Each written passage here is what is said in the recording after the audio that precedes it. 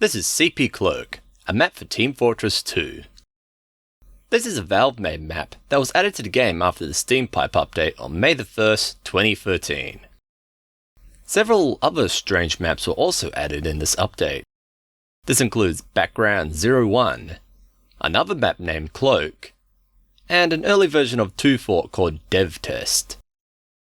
I believe CP Cloak and Background 01 are still in the game's files by default, but Cloak and devtest were not in my folders in a reasonably new install of Team Fortress 2.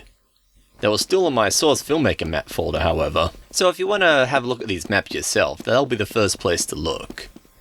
These maps don't work in modern TF2, however they run just fine in the copy included with Source Filmmaker. Kinda.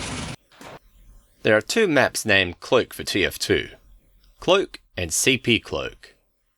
Cloak is pretty clearly a test made for the spy's cloaking ability, with multiple scenarios like exiting water and picking up intel to test what happens. Not too sure about this section. A shooting range, maybe? Background 01 is a copy of Dustball's final stage with the majority of its assets removed. You can apply it to the background with the command Startup menu, or Map Background 01. This is what the console ports of TF2 use for their backgrounds.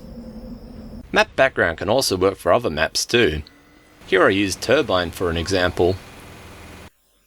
devtest is an early version of 2 Fort made out of dev textures. The layout has some similarities to Team Fortress Classic's 2 Fort. This map is also missing a few textures, and the textures referenced appear to be from Half-Life. Could this mean this started as a port of TFC's 2 Fort that was modified? Might as well mention itemtest while I'm looking at strange official maps, since I probably won't get an opportunity to again otherwise. This map was added on December 17th, 2010, as part of the Australian Christmas update. Itemtest is Blue's first spawn on Gorge, converted into a map for testing items. Opening up the console and typing itemtest lets you test how cosmetics and weapons appear when loaded on player models in-game. There's a mysterious corridor of dev textures that I don't know the purpose for. I decompiled the map and it looks like to be some kind of waiting room for bots based on what team they're on. And finally in the weird official map list is NVM Example. Not really weird, but I know if I don't bring it up someone will complain. It's a map made to test man vs machine waves and demonstrate how to set up an NVM level. It comes with the Source SDK. That's pretty much it. Anyway, enough about that. What the hell is CP Cloak?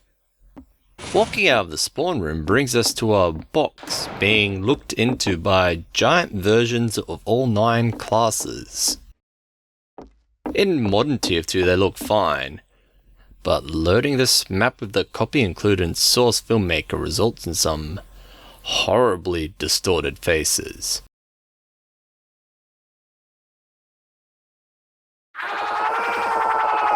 In the middle is an elevated point made out of a cracky pop sign. There are no health packs, ammo crates, or resupply lockers in this map. Leaving the spawn room permanently locks you out. Speaking of the spawn, each one has a picture of a pin-up model inside. The capture point takes 50 seconds to cap, making it one of the longer points to control in the game. Help capture point! Coward! Get on point!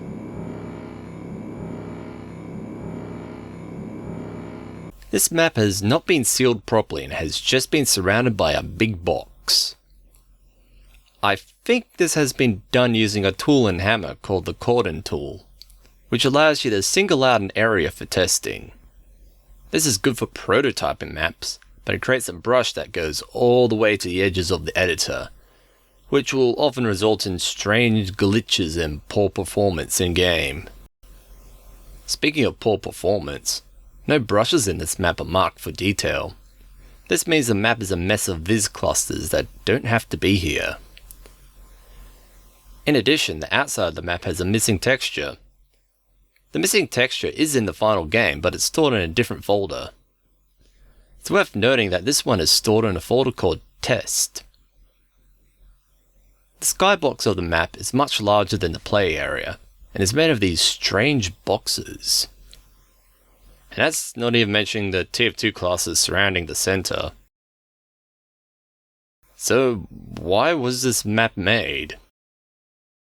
Unlike the other maps I've mentioned with a clear purpose, CP Cloak is just kinda here.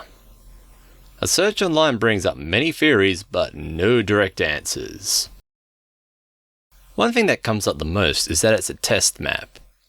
If that's the case, then what was it testing? One theory is that it was used for testing facial animations, and another it was made to test skybox scaling, which would explain the faces in weird boxes. I'm pretty sure the models used are HWM or hardware morph models, which contain more facial flexes than the standard TF2 models. Another theory is it's just a goofy map someone on the team made for fun. This is a possibility. Here's a level made by Half-Life writer Mark Laidlaw. I can see someone whipping up a quick dumb map to blow off some steam and not really bothering with optimization. I saw someone say the name Cloak comes from the fact Spy's cloak texture is wrapped around the map, but as far as I see, this isn't the case. I guess it could have been made to test for the King of the Hill game mode, but when you cap the point, you win the round rather than start a timer like in KOF. Maybe the map was made to test the logic for control points. It's a possibility.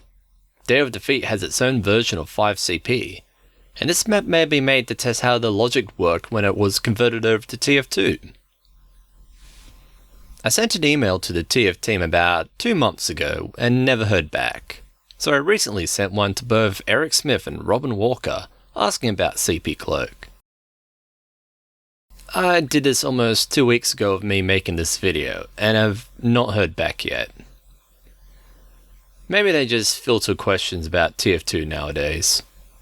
Or maybe they don't want to reveal the mystery of CP Cloak. Or maybe they just don't care. Oh well. If I ever actually do hear back, I'll post an update. If I was to guess, CP Cloak was made to test several things. Most likely the skybox scaling and facial animations. Rather than constructing an entirely new map, whoever made it just reused what they had on hand. This was done quickly, so optimizing the map was not a priority.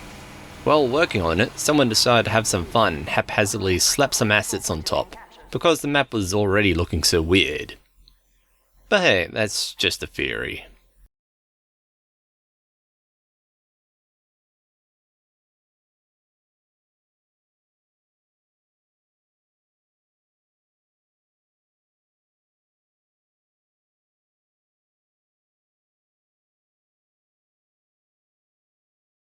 I'll go ahead and play.